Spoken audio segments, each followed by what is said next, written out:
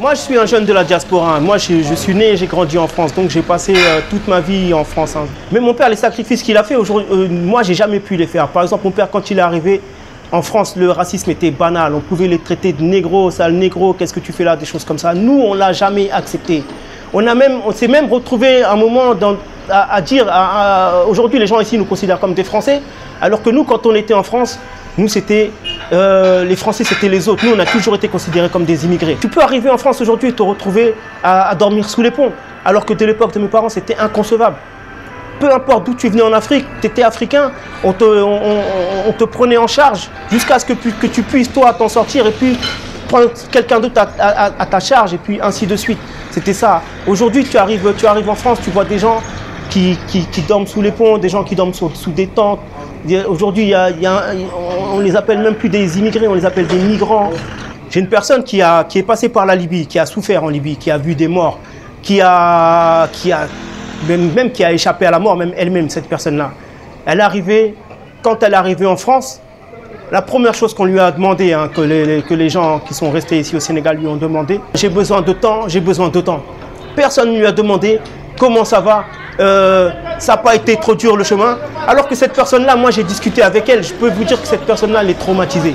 Ça se voit qu'il y a un problème. Tu vois dans ses yeux qu'il y a un problème. Tu vois bien que c'est une personne qui, déjà, en France, elle aura du mal à s'en sortir. Et au Sénégal, je ne suis pas sûr qu'elle arrivera un jour à poser ne serait-ce qu'une pierre. La génération de mon père, quand mon père est parti, il n'était pas parti pour rester là-bas, il était parti pour revenir à la base. Et à l'époque, il y avait un système où ils étaient là aussi pour soutenir la famille. Donc, chaque fois qu'ils touchaient de l'argent, tous les mois, ils envoyaient à la famille. Mais c'était vraiment c'était un système de village. Même au village, ça se passait comme ça. Les gens allaient travailler au champ, chacun travaillait, et puis chacun apportait ce qu'il pouvait apporter. C'était comme ça, c'était le partage. Mais sauf que maintenant, le système, il a changé. Aujourd'hui, il y a des gens qui profitent.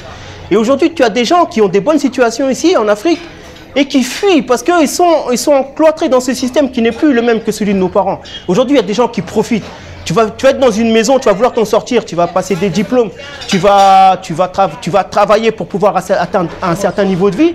Et puis, il y a des gens qui seront toujours là derrière toi, en train d'essayer de profiter de toi, ta situation.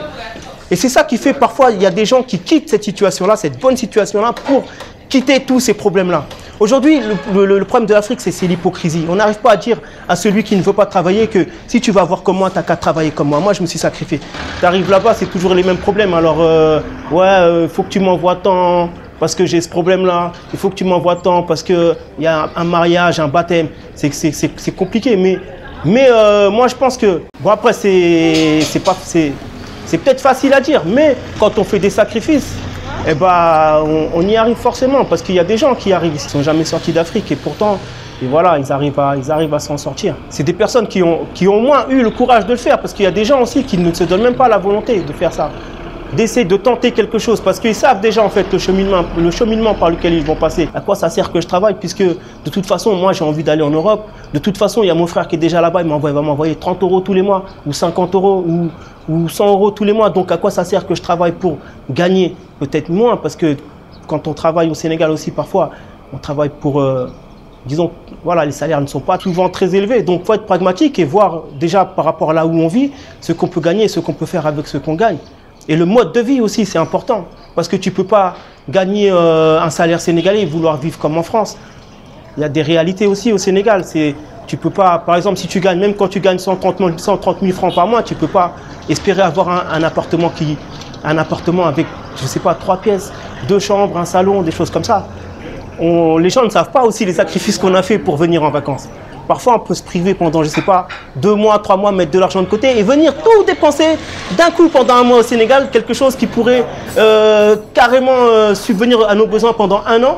On va le dépenser pendant 1 mois. Ou voilà, on peut faire ce genre de choses quand on est jeune. Et puis les gens, c'est vrai que les gens ici, quand ils voient ça, ils se disent que bon, là-bas, c'est facile, l'argent, on le ramasse facilement. Mais on a quand même fait une sorte de sacrifice. Il faut partir sur la base des réalités de chacun. C'est-à-dire qu'aujourd'hui, chacun a un combat. Moi, les sacrifices que mon père a fait, moi, j'ai pas pu les faire. Moi, j'ai pas résisté à la France parce que la France, aujourd'hui, je l'ai quittée. Pourquoi? Parce que ça me plaît pas de vivre là-bas. Mon père, dans les années 60, quand il est arrivé en France, le racisme, c'était, comment dire, c'était banal. le racisme pour les gens de cette époque-là. Donc mon père, il a dû subir tout ça, il a fait des sacrifices. Aujourd'hui, moi, quand je quitte la France et que je viens au Sénégal, je fais aussi des sacrifices parce que moi, aujourd'hui, il y a une certaine routine quand tu vis en France. Donc moi, je peux dire que je recommence à zéro. C'est pas parce que j'ai une base que c'est pas dur pour moi. Ça fait, moi je suis ici depuis 2012, mais je suis passé par des hauts et des bas. J'ai fait confiance à un entrepreneur. Et à un moment, j'ai des travaux qui devaient durer 4 mois, et ils ont duré 2 ans. Ils ont duré 2 ans, donc c'était toujours, toujours des coups de fil, des coups de pression. Bon, à la fin, ça s'est terminé, mais ça a pris 2 à 3 ans quoi, pour que je puisse commencer à sortir la tête de l'eau et pouvoir entreprendre les choses que je voulais faire. Il y a des réalités au Sénégal aussi qui te font que si tu t'accroches pas, tu restes pas quoi. Bah, moi j'adore l'initiative de 4-4 Productions. Les témoignages d'un point de vue personnel, moi, ça m'encourage. Parce que je vois des gens aussi qui ont fait les mêmes sacrifices que moi et qui sont là et qui se battent au quotidien. Ça m'encourage moi aussi dans mes moments, parce qu'il y a aussi des moments aussi où on doute. Il y a aussi des jeunes qui sont en Europe, des jeunes de la diaspora, qui peuvent aussi apporter leur contribution à l'Afrique. Et ces jeunes-là, ils attendent que ça, ce genre de témoignages. Pour que la France en arrive là, il y a des gens qui se sont sacrifiés. Nos parents se sont sacrifiés, donc la France, elle a été construite par les Français et nos parents y ont beaucoup contribué. L'Afrique y a beaucoup contribué aussi. Donc si aujourd'hui, nous, on n'investit pas, on ne s'investit pas personnellement, physiquement, et financièrement pour l'Afrique, et qu'on attend toujours du gouvernement, on ne verra jamais rien devant chez nous quoi. C'est à nous de faire en sorte que les choses avancent. Le problème, c'est que les gens ici ne sont pas patients, ils veulent tout de suite en fait. Ils s'imaginent que les gens ne se sont pas sacrifiés, parce qu'il y a des gens qui partent en Europe, certes, et puis qui reviennent au bout de 2 ans, qui commencent à entreprendre des choses, comme construire, je ne sais pas, faire un départ de construction pour une maison, acheter des terrains, des choses comme ça. Mais ils ne savent pas les sacrifices qu'ils ont fait là-bas. Parce que là-bas, il n'y a pas 50 solutions. C'est-à-dire, c'est où tu vis là-bas, tu t'intègres et puis tu vas au travail, c'est métro, boulot, dodo, ou tu travailles et puis ton esprit est toujours tourné vers ici. Donc, tu essayes de faire en sorte de travailler et puis tout ce que tu gagnes, de dépenser le minimum parce que tu sais qu'il faut que tu repartes avec là-bas pour faire des choses. Souvent, les gens qui arrivent à construire au bout de 2 ans, ils se sont sacrifiés, mais peut-être parfois, ils ont dû dormir dehors ou dormir dans des appartements où ils étaient 10, 15 personnes. Ça existe. Ils ne vivaient pas forcément à l'aise, mais ils savaient pourquoi ils le faisaient. C'est ça la différence. Il faut savoir que celui qui gagne sa vie honnêtement en France et qui arrive au bout de 2 ans et qui construit un bâtiment, c'est qu'il a fait des sacrifices que vous ne pouvez même pas imaginer.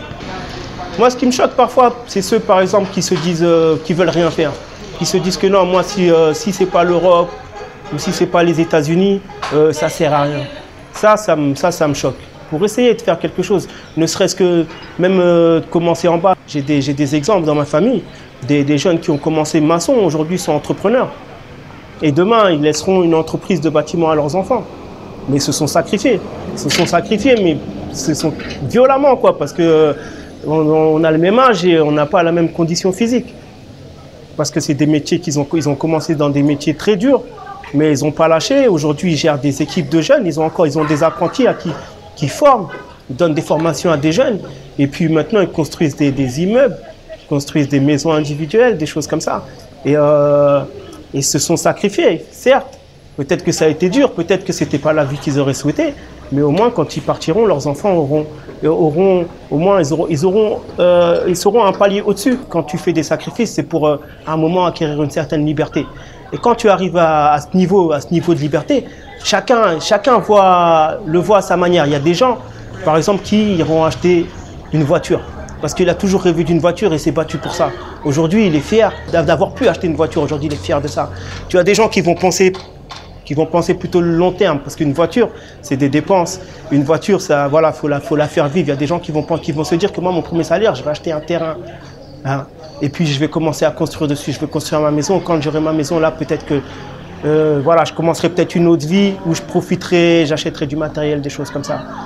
Et tu as ces 2 types de personnes. Et puis tu as des gens aussi qui sont passés par des expériences. Il y a des gens qui n'ont jamais, qui ont dû attendre peut-être la trentaine pour pouvoir commencer à profiter. Alors juste de toute l'enfance, l'adolescence et puis le monde adulte, c'était que des sacrifices. Alors quand il arrive à 30 ans et qu'il a les moyens de de se faire plaisir, il se fait plaisir.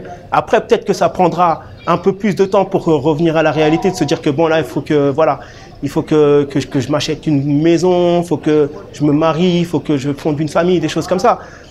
Il aura pris du retard, mais c'est la même chose. Je pense que c'est un cheminement. C'est peut-être ça aussi qui nous retarde aussi. Moi, j'ai vécu et j'ai grandi en France. Et je peux te dire, à l'époque, quand mon père me disait « fais des économies », je lui disais « pourquoi faire, papa ?» Tu vois. Donc aujourd'hui, le moindre sou que j'ai, j'essaye de... Enfin, j'essaye pas de l'épargner, mais au moins j'essaye de l'investir intelligemment. Mais à un moment aussi, bon, le système, il est ce qu'il est. Il y a des choses que tu pourras faire que par toi-même. Ça, il y a des choses qui sont en place ici, mais tu pourras pas forcément en bénéficier. C'est là où tu apportes ta contribution, en fait. Parce que tu peux demander des aides, il y a des aides qui existent. Tu peux demander des aides pour qu'on te soutienne pour certaines choses. Mais si ça ne t'empêche pas de le faire.